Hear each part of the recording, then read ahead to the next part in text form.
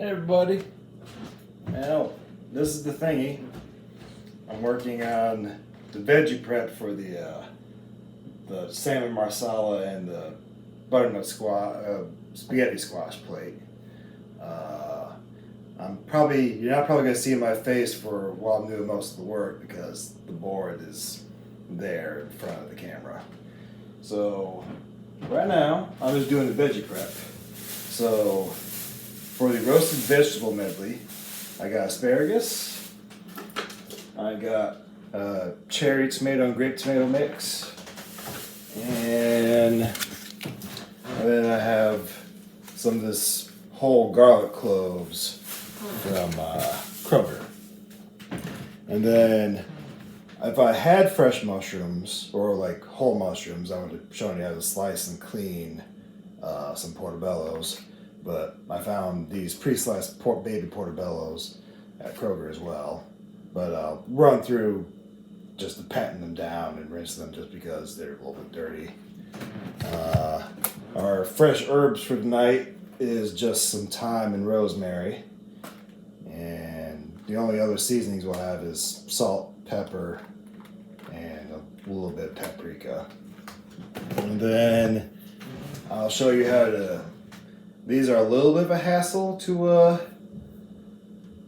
break down, the spaghetti squash, but it's pretty easy.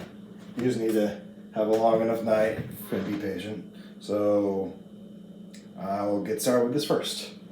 Oh, and later on I'll break down the salmon, but it's still a little frozen, so I'm thawing it out, and I'll just show you how to remove its skin in a pretty easy way, unless some of y'all like having skin. So what I'm doing first is I'm creating a flat bottom for the squash, so it's easier for me to cut. You can do this with whenever you're peeling your melons, watermelon, squash, cantaloupe, similar thing. Okay. So I remove both the bottoms. So now it's got a level surface. Now these are still pretty hard to cut. So you're going to kind of just wedge your way down. Mine is pretty sharp because I just sharpened it, so that's why it's easier. Make sure you have a sharp knife for this part, because if you lose control of the spaghetti squash, things can happen. Okay. So it doesn't have to be cut evenly in half. This will affect the cooking time. For example, I did this is like a 2/3 cut. This is a 1/3 cut. So this will be done before this guy is. So you just need to remember to pull this 1/2 out of the oven a little bit earlier before this one. But if you get a little more even, it will cook about the same time. And then this is just a scooper we had from scooping the seeds from pumpkin carving earlier this year, and that works for all the squashes, because at the end of the day a pumpkin's just a squash as well. Because I'm going to remove all the seeds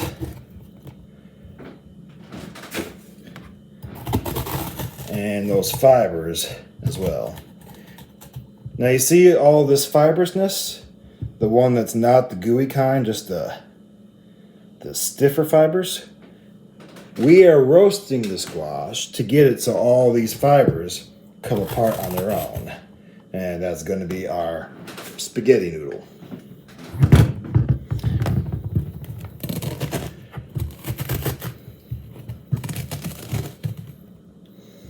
And I got all the goodies out of this guy. And then I'll come back a little later after I do all the cut work, and I'll rub these.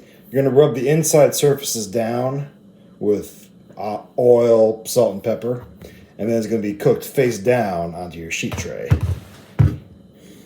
Okay, there's that.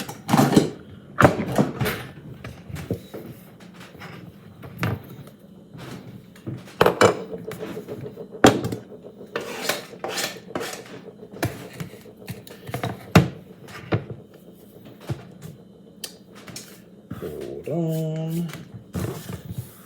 It's always best to clean your surfaces before you move on to your next project. And then I'm going to give this asparagus here a little rinse, and it's going to turn into I'm going to dice it somewhat into like maybe third long sections. So I'll be back in a second.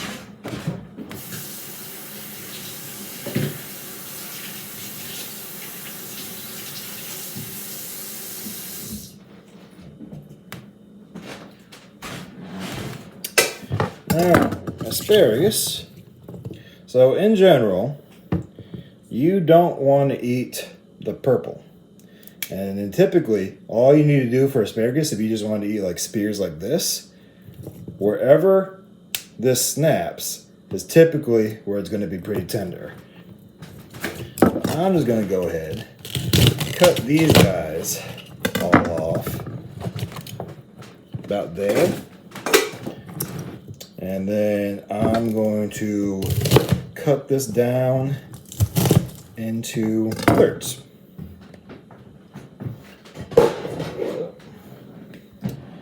I'm going to put these in the bowl because I'm going to toss these in olive oil, salt, and pepper for roasting for later. And then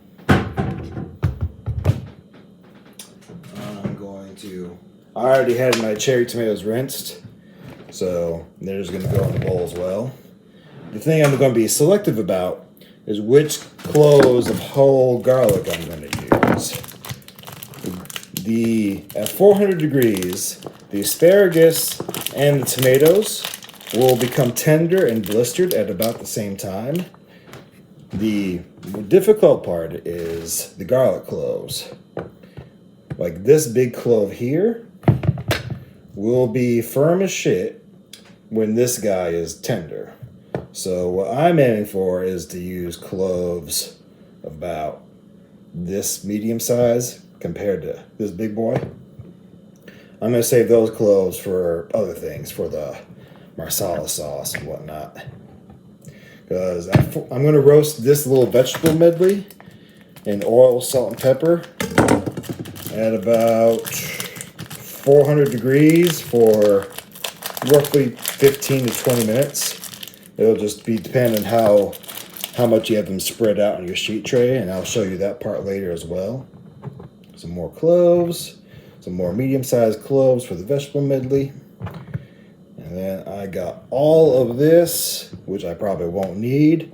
I'll probably only need these 3 for the sauce itself tonight. So I'm just going to thin slice this.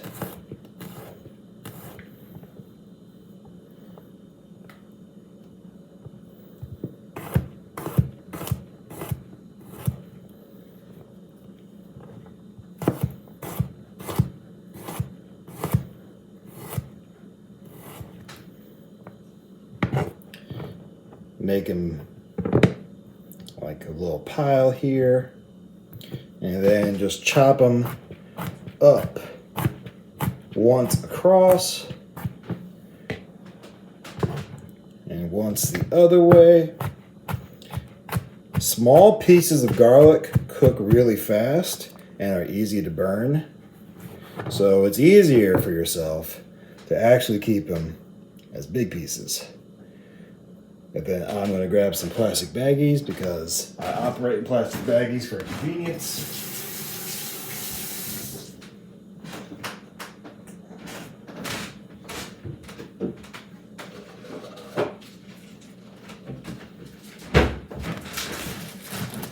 These garlic cloves, the big whole ones, will be a project for another day.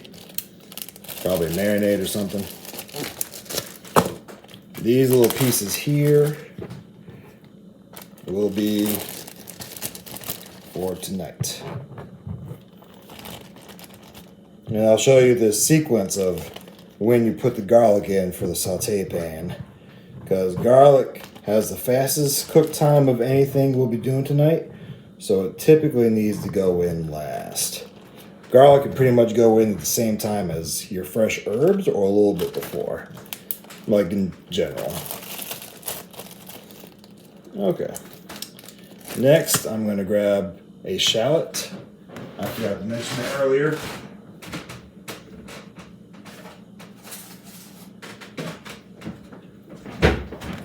A shallot is going to be a part of our sauce as well, because the sauce vegetables will be shallot, the mushrooms, a little bit of garlic, and then some thyme and rosemary. And then everything else will be butter and cream, and stock, and some of the pan searings from the salmon when they're seared off. But anyways, here's a shallot. It looks pretty much the same as a red onion, but it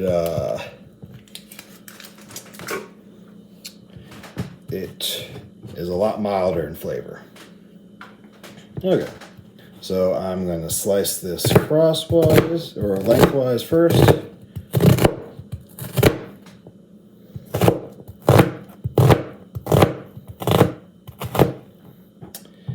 Line it all back up.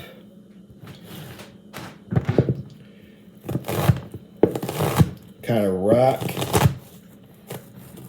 your blade up and down the board. Try and keep your blade on the board as much as possible so you're in control. And do a small dice. And then come back and get some of the pieces I missed.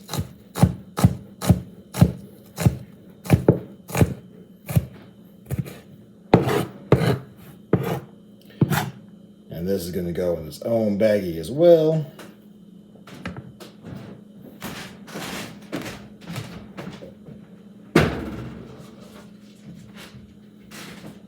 I'm probably only going to use half of this shallot tonight for ourselves. I have a 1 3/4 pound fillet of salmon. So that's going to turn into like 6 portions roughly. So I need enough sauce to make like 6 portions. Okay. So I got some garlic, some shallots for later, some chopped garlic for later.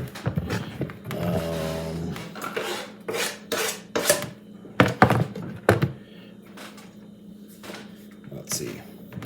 For the mushrooms, I got the pre-sliced stuff. In theory, they're already clean before they go in the slicer. I was going to go ahead and give them a quick rinse just in case. And this is a colander, just a perforated bowl. This is typically for pasta, but this works for rinsing veggies too. That way the water drains out.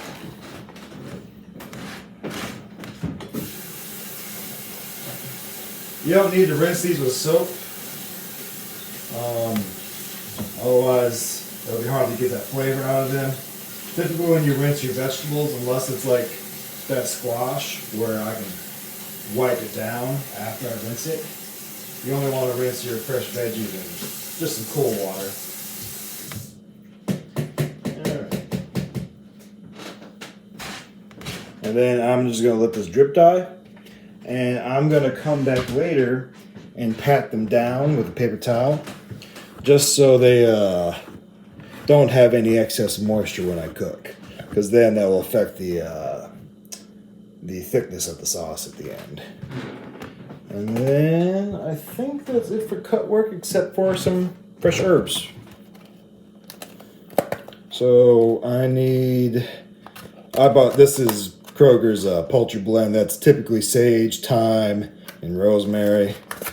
I'm going to need like 1 sprig of rosemary for tonight and 2 little sticks of thyme. Okay. So it's always easiest to peel back your herbs going against the grain or against how it grows. So peeling back down the stem. And it's okay for the thyme if you have these little stems. They're pretty tender still and they'll cook down and you won't really taste them. as long as you chop them up, which we're about to do. This big stem, however, will never cook down. Now, if you're making a stew or anything like this, it's okay just to chuck the whole thyme or rosemary sprig in there and just let all the flavors come out. Because the general rule for any of the herbs is the stems are where the majority of flavors are at. Like cilantro stems are more flavorful than the leaves themselves. Same for parsley. Same for all the herbs. And then this is just going to get a quick little chop.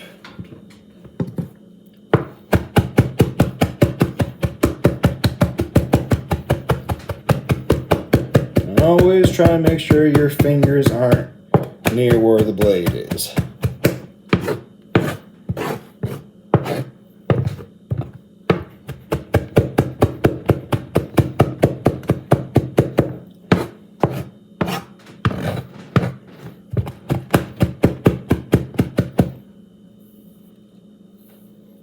And yeah, you're looking for a good dice. It'll cook down, so you don't have to be super fine with how much you chop these herbs, especially for this amount we're using. All right, and then after that, it's just seasoning some of the squash and the other thingy, and then I'll have a video later where everything's coming together and I'll show you the process of making the salmon marsala itself, because I'll probably at this point recommend that everyone gets their spaghetti squash in the oven an hour ahead of time, if you guys are cooking live with me. And then, yeah. Okay. Let me go grab some olive oil, salt, and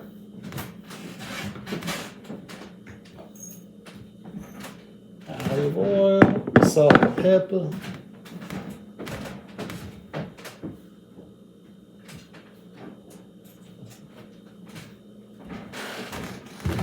So, like I mentioned earlier, don't cook with straight olive oil, with straight extra virgin olive oil.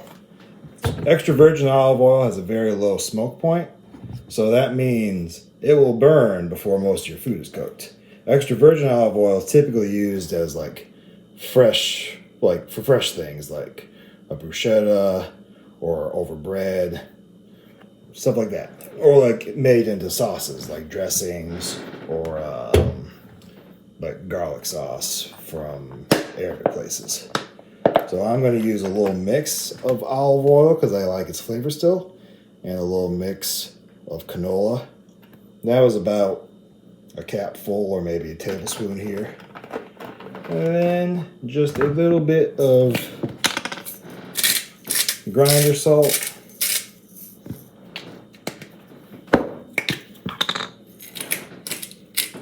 And some pepper.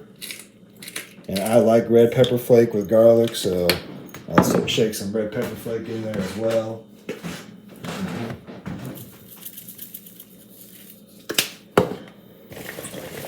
And then just mix it around in the bowl.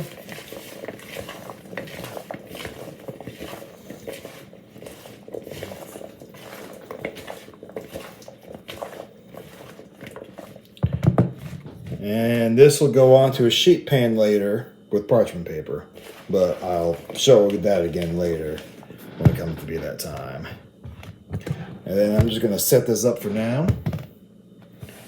I'm going to smear a little bit of oil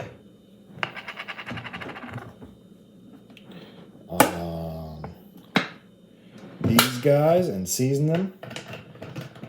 And set those up in the roasting pans. And like I said, I'll set them up. I'll cook them for an hour or so at like 400 degrees. Some more oil.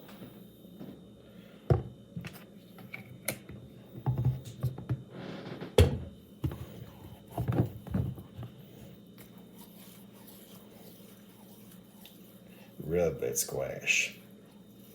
Rub it good and gentle like. Now, if you saw, I put olive oil in the one half and then canola in the other. So I just got to make sure I re-smeared across both sides so each of them gets the olive oil flavor. I'm going to rinse my hands off and salt and pepper.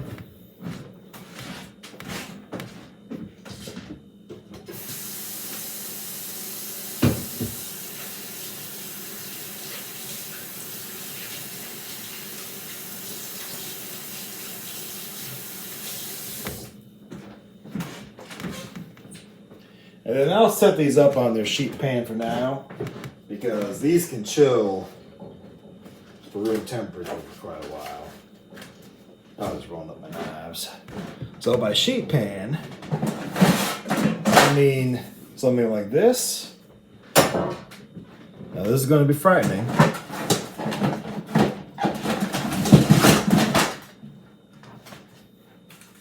I'm not going to show you the sheet pan I have because it's gone through some things. It's a little rusted out a little bit. It's still good. But yeah, you can see a little bit. It's gone through things.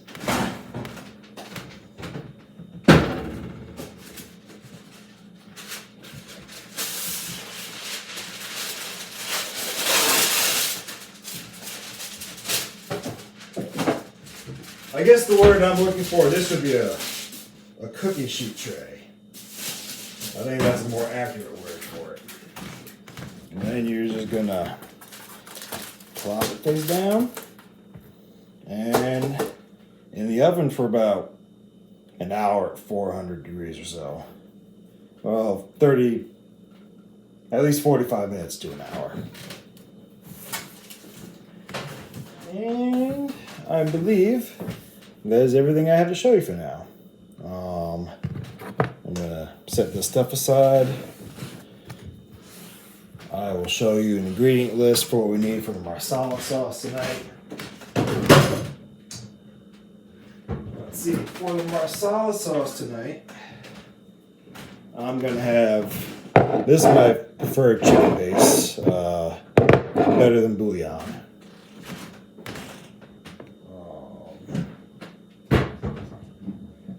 Now, if anyone hasn't bought their groceries yet, this is Marsala cooking wine. This is like $3 at Kroger. Cooking wine is the same as regular wine, just it has added salt to it for both flavor. And the story back in the day in kitchens was they salted the wine so the cooks wouldn't drink it on the line. And Marsala wine is a white wine with a good amount of sugar in it. And, well, typically. There are dry Marsala wines, but this one here is sweet. And then,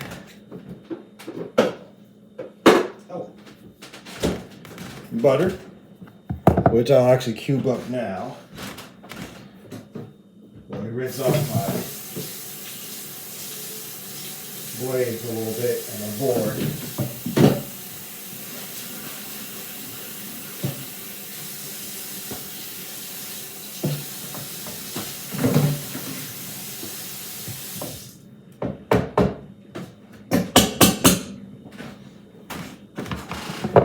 Cubed cold butter is very important for sauces like Marsala because this is the emulsifier or the thickening agent for our sauce for the most part.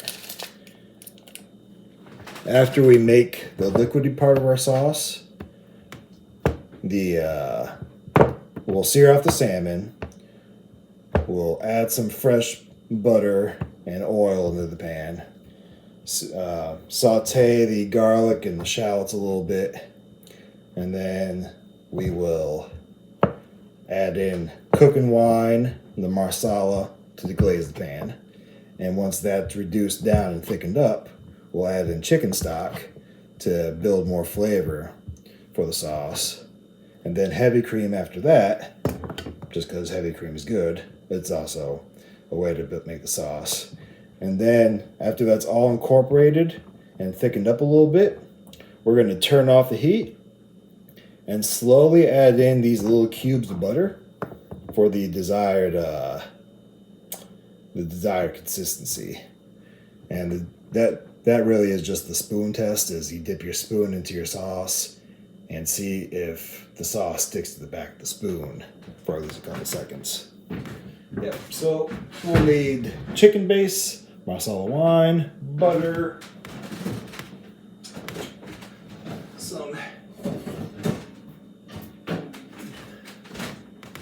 some heavy cream, and then a little bit of flour and salt and pepper to dredge the salmon before going into the saute pan. And yeah, that's the mise en place, or getting set up for cooking tonight. And I'll be back later for the actual food production. All right.